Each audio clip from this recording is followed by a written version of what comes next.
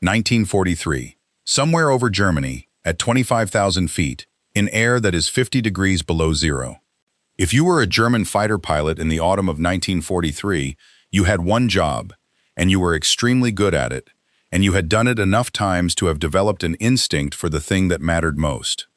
You could tell when a bomber was finished. You knew the signs the way a doctor knows a dying patient. The engine trailing smoke, the wing dropping, the slow, fatal slide out of formation. Because a bomber that falls out of formation is a bomber that has lost the protection of the guns around it, and a lone bomber, in that sky, was a dead bomber. You had watched hundreds of them go. You knew the exact moment when the thing stopped being an enemy aircraft and started being a falling object. So you made your pass.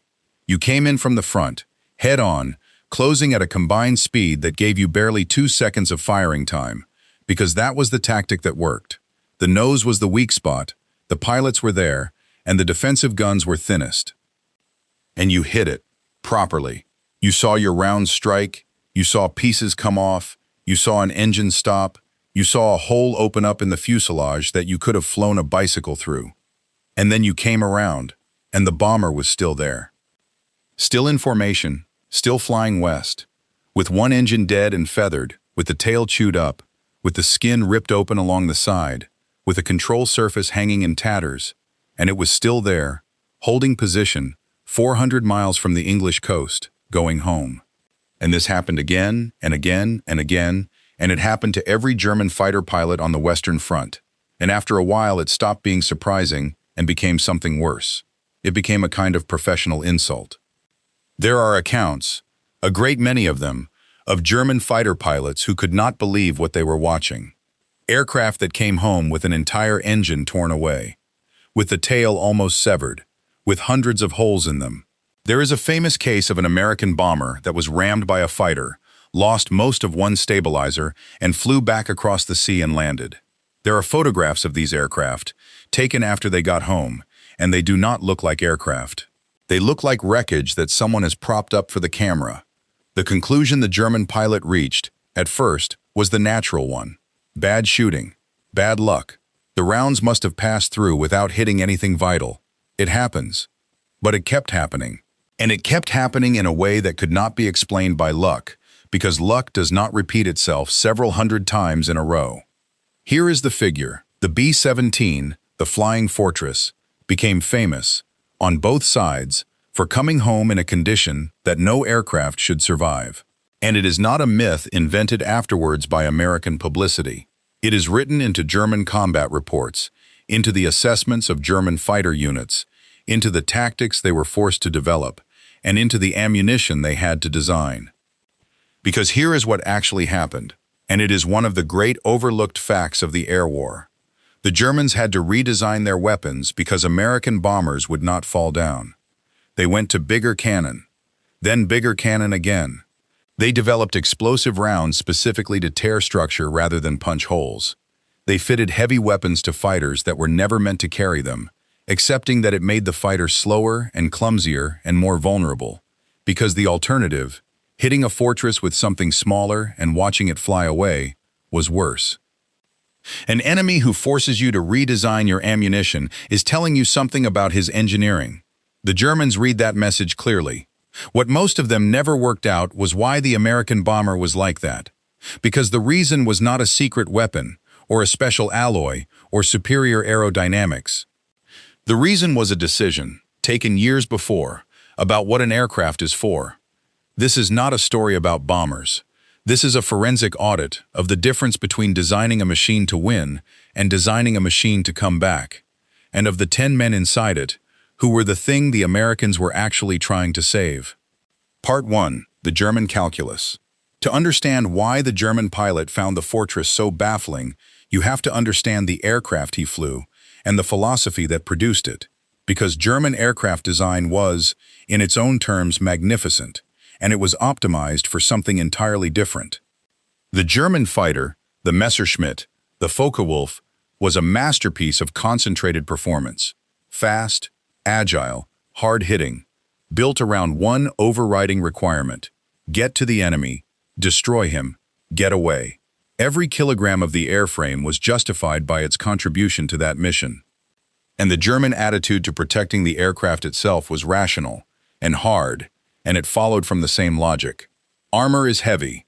Self-sealing fuel tanks are heavy and take up volume. Duplicated systems are heavy. Every kilogram of survivability equipment is a kilogram not spent on speed, climb, or firepower. And speed, climb, and firepower are what let you win the engagement. And winning the engagement is how you survive. That is a coherent doctrine. It says, the way to survive is not to be hit. Build the aircraft that wins, and the winning aircraft comes home. The Germans were not stupid about protection. They fitted armor to fighters. They used protected tanks. They learned from combat. But the emphasis, the design philosophy, the thing the whole aircraft was arranged around, was the kill and the performance that produced it. Damage tolerance was a secondary consideration. The aircraft was a weapon, and a weapon is judged by what it destroys. And there was a deeper structural reason that this philosophy hardened rather than softened as the war went on. And it is the reason that runs through this entire channel. Germany could not afford weight, because Germany could not afford everything else. Every kilogram of armor is a kilogram of aluminium, and aluminium was desperately scarce. Every extra system needs a factory, and the factories were being bombed. Every additional pound of aircraft needs more engine, and more engine needs more fuel, and there was no fuel. The German designer trying to make his fighter tougher ran immediately into the same wall that the tank designer hit, and the truck designer, and the chemist making coffee out of acorns. There was nothing spare. There was never anything spare.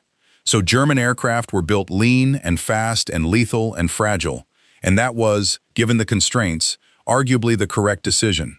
But now look at what that philosophy did to the men. The German fighter arm, the Luftwaffe, treated the pilot the way the German army treated the officer. He was the elite. He was the precious thing, and he was flown until he died. There was no combat tour in the German fighter force. This is one of the most important facts of the air war, and it is almost never mentioned. An American bomber crewman flew a set number of missions, 25, later 35, and if he survived them, he went home. He was finished. He had a number to count down to, and men counted, and the counting was the thing that kept many of them sane. A German fighter pilot had no such number. He flew until the war ended, or until he was too badly wounded to fly, or, overwhelmingly, until he was killed. That was the tour. There was no end to it except the obvious one.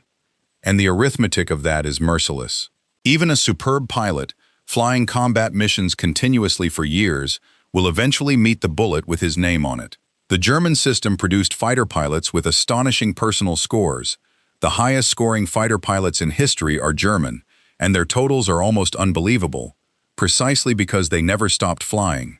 And the same fact that produced those scores destroyed the force, because the experienced men were used up, one by one, with no mechanism for preserving them, and the replacements were trained on less and less fuel and sent up with fewer and fewer hours to face Americans who had hundreds. That is the German calculus. Superb, lean, lethal aircraft, optimized for the kill, because scarcity permitted nothing else. A pilot corps of extraordinary skill, treated as an expendable elite, flown without limit until it was consumed. And a fighter arm that, by 1944, was throwing barely trained teenagers against an enemy whose aircraft would not fall down and whose crews had a number to count to.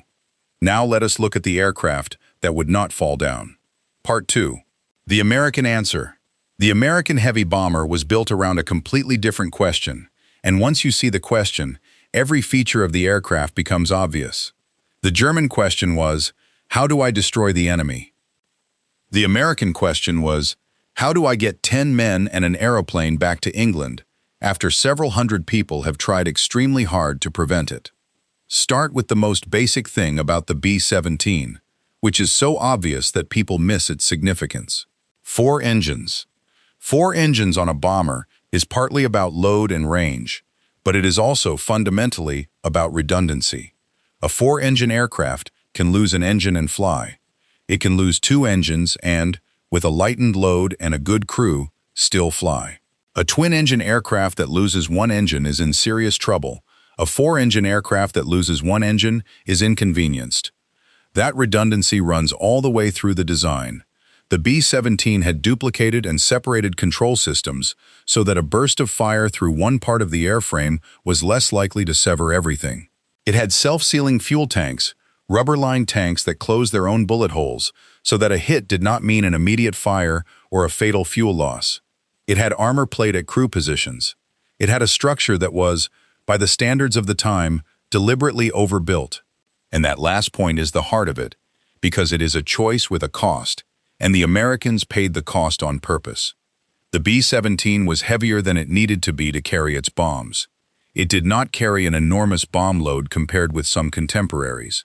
It was not the fastest bomber. In pure bomb tonnage per aircraft terms, it was arguably inefficient. The Americans accepted that inefficiency in exchange for structural strength, because they had decided that a bomber which carries slightly less and comes home is worth more than a bomber which carries more and does not. Every extra pound of structure was a pound not spent on bombs. They spent it anyway. Why? Ask the question this whole channel keeps asking. What is the thing you are actually trying to preserve? Inside that aircraft were 10 men. 10 highly trained specialists.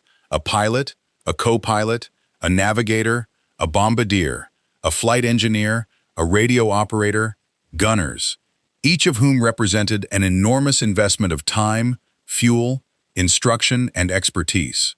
10 men who could not be replaced quickly, and whose accumulated experience was the real fighting power of the bomber force. Lose the aircraft, and you have lost a machine that Seattle can build another of in a very short time. Lose the crew, and you have lost something that takes many months to make, and that cannot be accelerated by any factory on Earth. So the Americans built the aircraft around the crew. They accepted a heavier, less efficient, slower bomber because the heavy structure was what allowed it to absorb terrible damage and still bring its 10 men back to a runway in England, where the aircraft could be repaired or scrapped, and where the 10 men, who were the actual asset, could sleep in a bed and fly again tomorrow. And notice how exactly this repeats the pattern of the Sherman. The Sherman was a worse tank in a duel, deliberately, because the Americans optimized for crew survival and repairability rather than for winning the engagement. The Fortress was a less efficient bomber, deliberately, for exactly the same reason. Two completely different weapon systems, produced by different branches of the same country, arriving at the same philosophy. The machine is consumable, the trained men are not. Build the machine to bring the men home. And then, having built the aircraft to survive, the Americans built the system to recover the men who did not get home in it. Air-Sea Rescue, a dedicated organization of boats, aircraft, and procedures whose entire purpose was to find and pick up aircrew who had come down in the Channel or the North Sea. Aircraft flew search patterns, boats waited, crews were issued with dinghies, dye markers, radio beacons. A bomber crew that ditched in the water had a real, organized, systematic chance of being found, and thousands of men were pulled out of the sea who would otherwise have died there. That is the same decision again, made one more time, in yet another domain. The man in the water is worth an entire rescue service. Build it. And finally, the number that no German pilot had, the tour. 25 missions, later 35, and then home. A finite, countable, promised end. It was a brutal number. For much of 1943, the statistical odds of completing 25 missions were genuinely frightening, and everyone in the bomber force knew it. But it existed. There was a far shore. A man could count. And that, too, was a form of preservation. It was the institution saying, "Your endurance is not infinite. We know it is not infinite, and we are not going to pretend otherwise. We are going to use you, and then we are going to stop and send you home to train the next ones." The Germans flew their pilots until they died.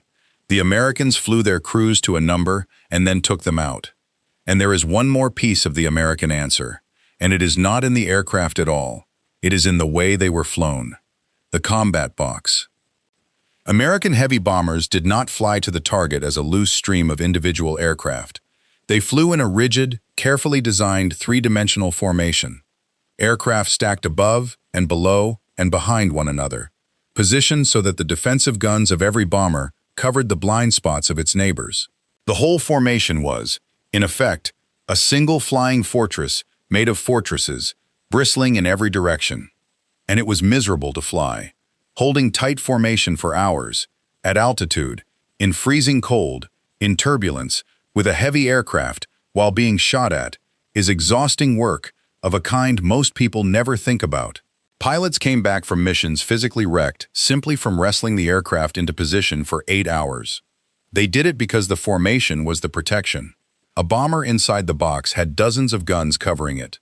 A bomber that fell out of the box had 10. And notice again what kind of thinking this is. It is not individual heroism. It is not the lone ace. It is a group of ordinary crews, flying a punishing, unglamorous collective discipline in which each aircraft's safety comes from every other aircraft doing its job precisely. It is the fire direction center in the sky. It is the net rather than the sword.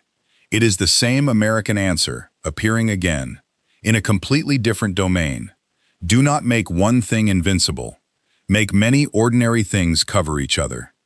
The German fighter arm was built around the individual pilot and his skill and his score. The American bomber force was built around a formation in which no single aircraft mattered, and the arrangement was everything. One of those systems preserves experience. The other consumes it. Part 3. The River of Steel. Now the scale, because the scale is what turned an engineering philosophy into a strategic weapon. The United States built heavy bombers in numbers that are difficult to hold in the mind. B-17s and B-24s together were produced in the tens of thousands, an output of large, complex, four-engine aircraft that no other nation came close to matching. And they were built the way the Americans built everything, by a network of factories, to standardized drawings, with interchangeable parts, by workers, very many of them women, who had never built an aircraft before in their lives, and were trained to do one specific job to a specific tolerance. The most famous of those factories became a legend for exactly this reason. A plant capable of producing a complete four-engine bomber in the time it takes most industries to build a truck. Aircraft came off the line at a rate that made the German estimates of American production look, to German intelligence officers, like exaggeration or propaganda. They were not exaggeration. If anything, they were low. And the same industrial system supported the aircraft after it was damaged. A bomber that came home shot to pieces was not necessarily a write-off. It went to a maintenance depot, and it was repaired, and it flew again. Or, if it was too far gone, it was stripped for parts that fitted every other aircraft of its type, because they were built to the same drawings by the same interchangeable system. Which is precisely the story of the Sherman recovery vehicles, told again in aluminium at 25,000 feet. The Americans did not merely build aircraft. They built an entire apparatus for absorbing damage, structurally in the machine, organizationally in the depots, industrially in the factories, so that damage did not equal loss. And then there is the crew pipeline, which was the real weapon. The United States trained aircrew on a scale and at a tempo that Germany could not approach, and it did so for the same reason it could do everything else. It had fuel to burn on training. It had aircraft to spare for training. It had open, safe skies over Texas and Arizona in which men could fly hundreds of hours before anyone shot at them, while German training fields were short of fuel and under threat. So the two curves diverged, in exactly the same way we have seen in every other episode of this series. The American aircrew arrived at his squadron with a great many hours. He flew in an aircraft designed to bring him home. If he was hit, the structure absorbed it. If he came down in the sea, a rescue service came looking for him. If he completed his tour, he went home alive, and very often was sent to train the next generation, so that his experience was preserved and multiplied rather than buried. The German pilot arrived at his squadron with a fraction of those hours, because there was no fuel to train him. He flew an aircraft designed to kill rather than to survive. He had no tour and no end, and the experienced men above him, who might have taught him, were being killed at a steady rate that never let up, so that the pool of instructors and leaders shrank while the demands on it grew. One system compounded experience, the other burned it. And I have to be honest here, because this channel does not tell a story in which the Americans got everything right, and the bomber offensive is the clearest example of all. In 1943, the American theory failed.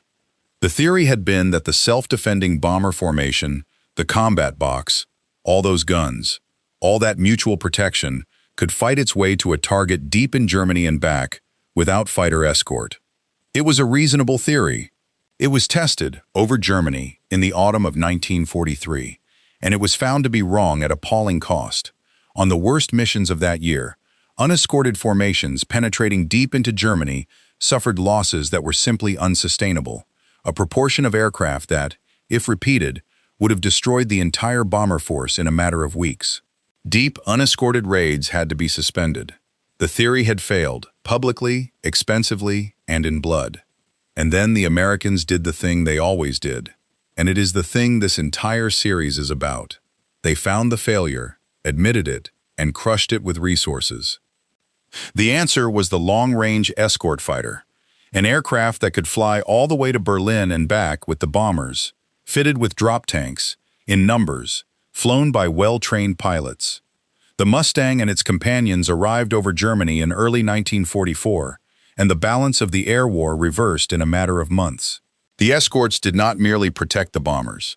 They hunted the German fighter force, in the air and on the ground, and destroyed the pilots Germany could not replace. Look at the shape of that, one more time, because it is the same shape as every other episode. Patton ran dry on the Meuse and they fixed it. 45,000 men lost their feet and they fixed it. The Sherman burned and they invented wet stowage. The bomber theory failed catastrophically and they built the escort fighter. The Americans were not right the first time. They were almost never right the first time. They were simply the only participant in that war with the industrial depth and the institutional honesty to be wrong at enormous cost and then go back, work out why, and overwhelm the problem with resources. Germany, by 1944, had exactly the same list of failures and could not fix a single one of them. And by 1944, the result was visible in the sky over Germany. American formations, escorted now, flown by well-trained crews in aircraft that would not fall down, intercepted by German pilots, of whom a shrinking handful were superb, and the rest were boys, with almost no flying time, in fragile aircraft, with no fuel to practice, and no prospect of ever being allowed to stop. Part 4. The German realization. The Germans understood the fortress problem with total clarity, because they were the ones being asked to solve it, and their response is one of the most revealing things in the entire air war. They escalated, repeatedly. The standard fighter armament that had been perfectly adequate against earlier opponents proved insufficient against a four-engine bomber that could absorb hits, so they went to heavier cannon. When that was not enough, they went heavier still, fitting weapons of a caliber that made the fighter markedly slower and less maneuverable, and accepting that penalty because there was no alternative. They developed specialized explosive ammunition designed to blow structure apart rather than merely punch through it. They fitted rocket launchers under the wings to break up formations. They tried heavily armored assault fighters, deliberately turning the elegant interceptor into a flying gun platform that could wade into a bomber box and absorb the defensive fire. Every one of those measures is a confession. Each one says, the enemy's aircraft is tougher than our weapons, and we must make our weapons cruder and heavier to compensate, and we will pay for it in performance. And the payment was severe, because a fighter loaded down with heavy cannon and rockets is a poor dogfighter, and by 1944, American escort fighters were over Germany in numbers, and a heavily armed bomber-destroyer caught by a Mustang was in very serious trouble. The Germans were being forced to choose between an aircraft that could kill bombers and an aircraft that could survive escorts, and there was no configuration that did both. That is a beautifully clear picture of an enemy dictating your design decisions. They also understood the arithmetic of the crews. German assessments of the American bomber offensive noted the training standards, the replacement rates, the sheer inexhaustibility of it. They shot down American bombers in significant numbers, on some missions, in numbers that were genuinely catastrophic for the Americans. And the formations came back the following week regardless, restored, with new aircraft and new crews. There is something particularly demoralizing about that for a fighter pilot. You can have the greatest day of your professional life, and it changes nothing, because the enemy's capacity to replace what you destroyed exceeds your capacity to destroy it. And the deeper realization, the one that some German officers made, and most could not, was that the fortress's toughness was not a lucky accident of design. It was a statement of priorities. It said, in aluminium, that the Americans had decided the crew was worth more than the efficiency of the aircraft, and had spent weight accordingly.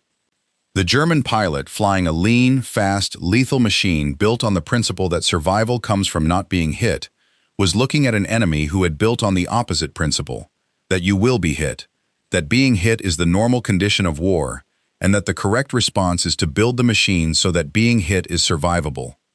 He was looking at an enemy who had planned for the bad day. The German system had planned for the good one, for the successful interception, the clean kill, the aircraft that comes home because it won.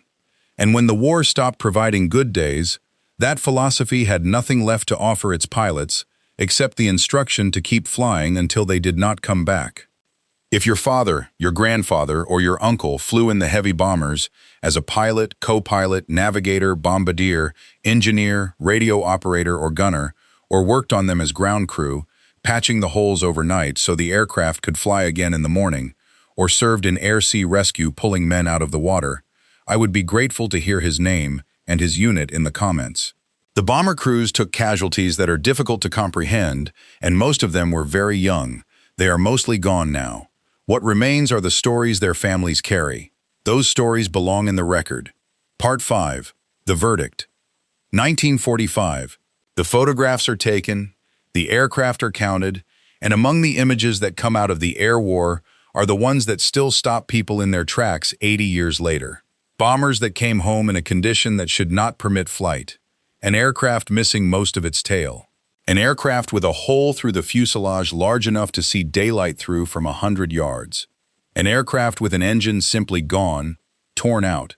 The mounting empty. And in every one of those photographs, standing in front of the wreckage, is a crew, filthy, exhausted, alive. That is the whole argument, and it is why those photographs became famous. They are not photographs of aircraft. They are photographs of 10 men who should be dead and are not. So here is the verdict. The German fighter was, by most measures that a designer cares about, a superior piece of engineering to the American bomber it was attacking. Faster, more agile, more concentrated, more elegant, a finer machine. And it did not matter, because the two aircraft were answering different questions, and only one of those questions turned out to be the one the war was actually asking. The German aircraft was designed to win the engagement. The American aircraft was designed to survive it.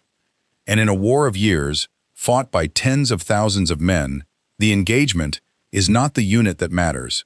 What matters is the cumulative arithmetic. How many trained crews you still have next month, and the month after that. Every German victory destroyed a machine that Seattle would replace in days, and often, a crew that America was already training 3 of.